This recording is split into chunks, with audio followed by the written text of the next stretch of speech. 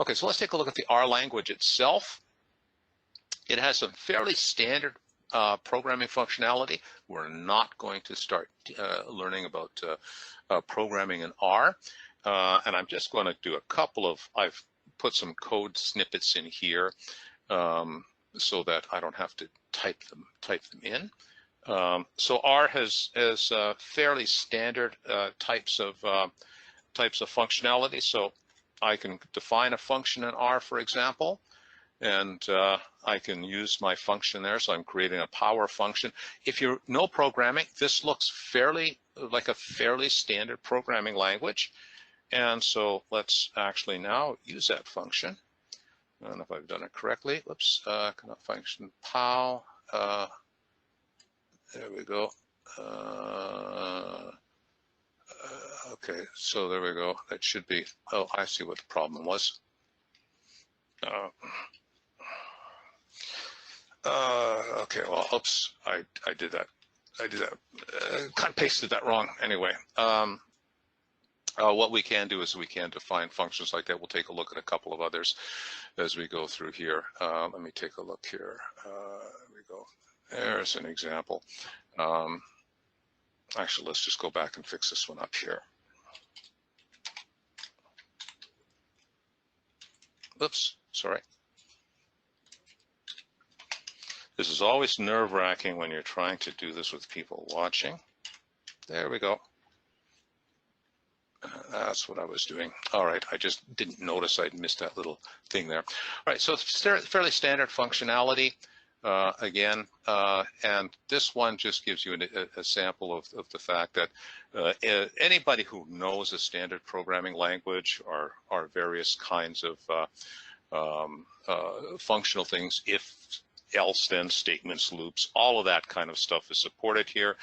So now we can do here check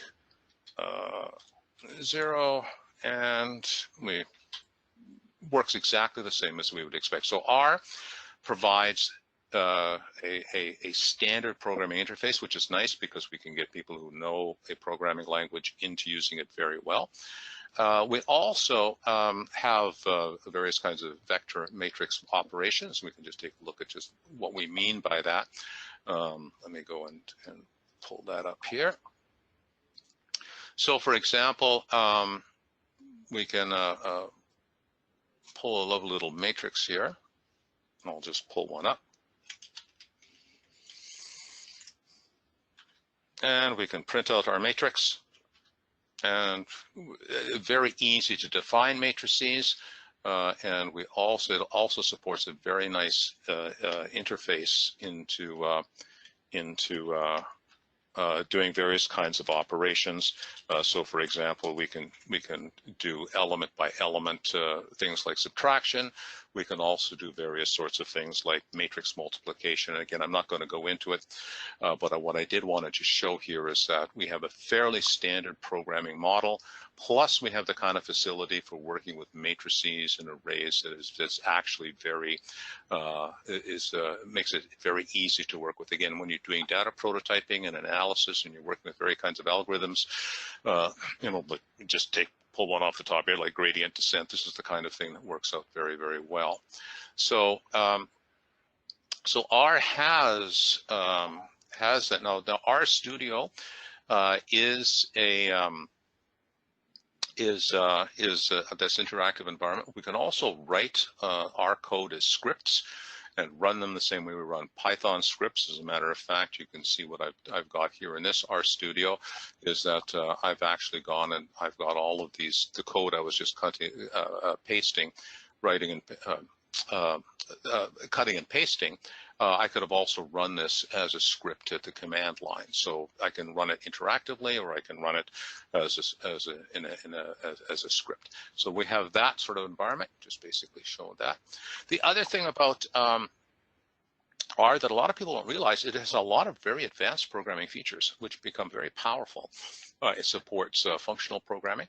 It supports 3 different kinds of object-oriented programming, or 3 different object-oriented programming models. It has an extensive library for memory management, performance, and profiling, so that we can actually do various kinds of analytics on the algorithms that we're using, seeing how they're performing, performance bottlenecks, what's going on inside of our analysis.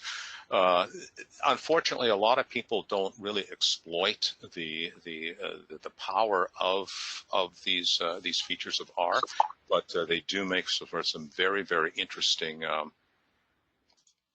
They do make for some very interesting capabilities when we're working with very sophisticated data analysis. And I'm not going to for example, here's just an example of some functional programming in R, in which we're basically going to take a function as input and return a vector as an output. So we're basically taking a randomized function that, given some function like mean or sum, is going to return some kind of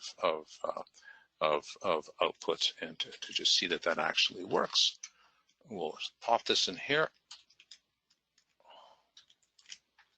And just to,